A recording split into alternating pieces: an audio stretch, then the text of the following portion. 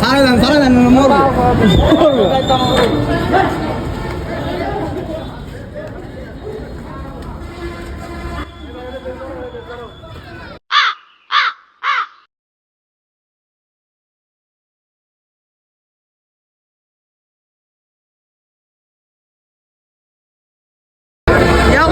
ডাবলে ডাবলে মারতেছে অজ্ঞান হয়ে গেছে।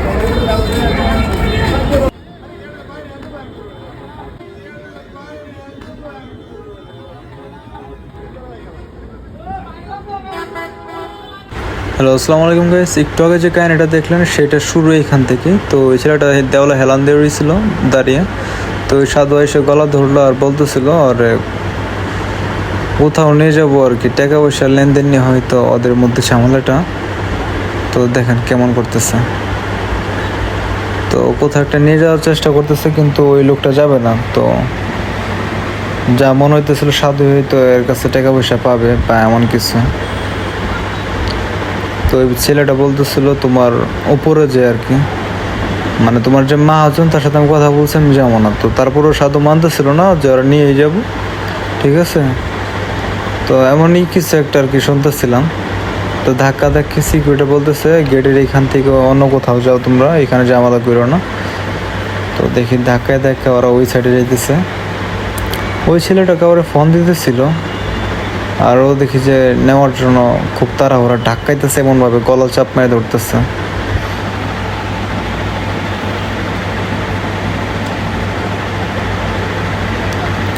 ভালো দমকদমকি চলতেছে এই জায়গায়। দেখতে থাকুন, শেষ পর্যন্ত না দেখলে বুঝবেন না। দাম করে একটা স্যান্ডেল দিয়ে বাড়ি মারলো, মানে শরীরে যা শক্তি আছে সবগুলো দিয়ে। সাধুর দি ভালো রাখ, ওরে আল্লাহ। দেখতে থাকুন শেষ পর্যন্ত।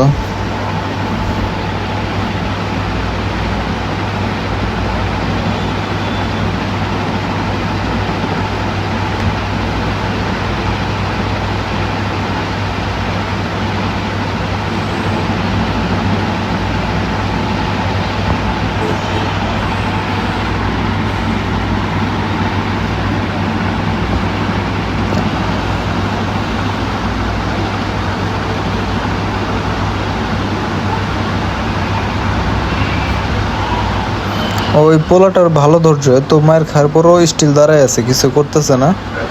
আর সাধু তো এমনি দরে আঘাত করতে আছে, ডাক্কায় ডুক্কায় হোক আর যেমনি হোক, জুতা মেরে হোক, গলায় চাপ মেরে হোক।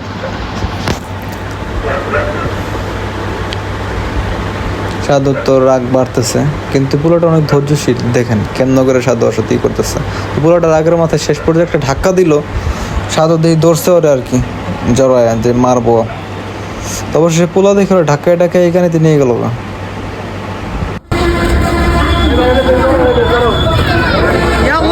ডাবলে ডাবলে মারতেছে অজ্ঞান হয়ে গেছে। এই ঝামেলাটা যখন শুরু হয় তখন গেটের সিকিউরিটিদের বলছিলাম এদেরকে দুইজনকে দুই সাইডে সরিয়ে দেন। তারা বলছে যে আমরা এই ঝামেলা যাবো না।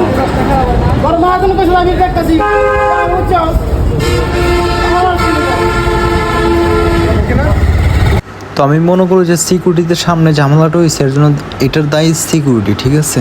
তো ওরা যদি প্রথমে এই দুইজনকে দুই সাইডে সরিয়ে দিত, ঠিক আছে, তাহলে হয়তো ঝামেলাটা হইতো না। তো ওরা সরায় নেয়, ওদের সামনে এই ঝামেলাটা হয়েছে। ওরা বলছে যে আমাদের কি, ওরা জামা তা করুক, ঠিক আছে। এটা কিন্তু ঠিক না। এই পর্যায়ে আসার আগে যদি সিকিউরিটি থামাই দিত তাহলে হয়তো এই সাধু লোকটার হয়তো ক্ষয়ক্ষতি হইতো না, আর এই পোলাটাও মায়ের খাইতো না। সাধুটার কিন্তু ভালো আঘাত পেয়েছে, মনে হয় গলার হাড় ভেঙে গেছে আর ঠোঁটের ওইখানে ফাইটে গেছে আর মাথার ওইখানে অনেক আঘাত পেয়েছে।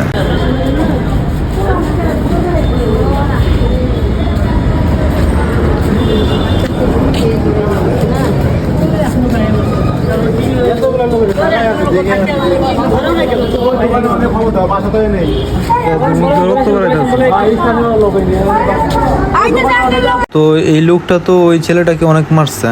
তো ছেলেটা আর একটা আছাড় মারছে, এক আছাড়ে আর মনে হয় গলার হাড্ডি ভেঙে গেছে আর ঠোঁটের এখানে কেটে গেছে। শুধু এটাই না, লোকটা মাথায় ভালো আঘাত পেয়েছে।